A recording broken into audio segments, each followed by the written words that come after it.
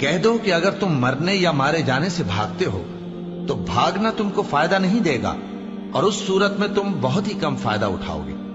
کہہ دو کہ اگر اللہ تمہارے ساتھ برائی کا ارادہ کرے تو کون تم کو اس سے بچا سکتا ہے، یا اگر تم پر مہربانی کرنا چاہے تو کون اس کو ہٹا سکتا ہے۔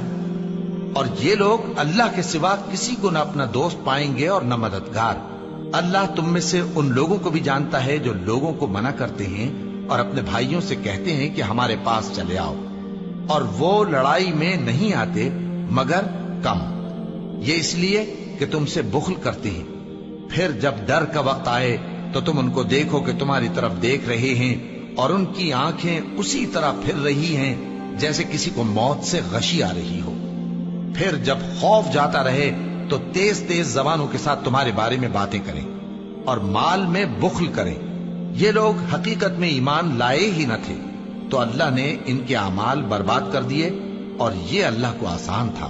یہ لوگ خوف کے سبب خیال کرتے ہیں کہ فوجیں نہیں گئیں، اور اگر لشکر آ جائیں تو تمنا کریں کہ کاش خانہ بدوشوں میں جا رہے ہیں، اور تمہاری خبر پوچھا کریں، اور اگر تمہارے درمیان ہو تو لڑائی نہ کریں مگر کم۔ مسلمانوں، تم کو اللہ کے رسول کی پیروی کرنی بہتر ہے، یعنی ہر اس شخص کو جسے اللہ سے ملنے اور روز قیامت کے آنے کی امید ہو، اور وہ اللہ کا ذکر کثرت سے کرتا ہو۔